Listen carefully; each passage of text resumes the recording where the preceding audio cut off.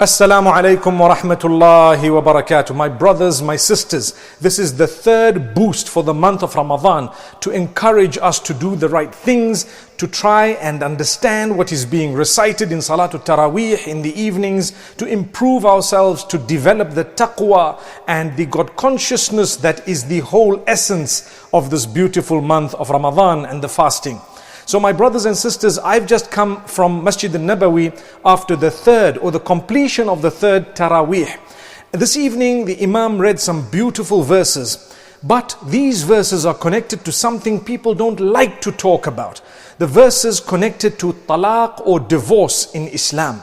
Islam is the only religion that gives you 3 chances, subhanallah, which means if you don't get along and you really feel like you cannot live with one another, then Allah tells you how to separate in a way that He still gives you time to reconcile within that period. If you were to reconcile, it's okay. If the period passes and you haven't reconciled, then Allah Almighty says, well, you can part your ways, you can go your own different directions, and you can marry whomsoever you wish besides the person who you were married to. And if ever you want to come back to the person, you simply need to officiate a new marriage, or what we call a nikah, and you will be back together again, because you only separated once, you only divorced once.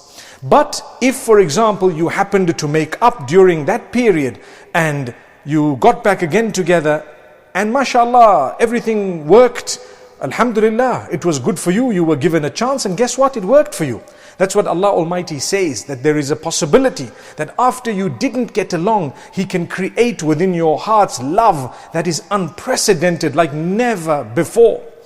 Then Allah Almighty says, well, if for the second time you still didn't get on after some time trying to reconcile and you didn't get on, you happen to separate through the pronunciation of one talaq for the second time, so it becomes 2, then Allah Almighty says, we still give you another chance, and we give you a period of time within which you may reconcile once again. And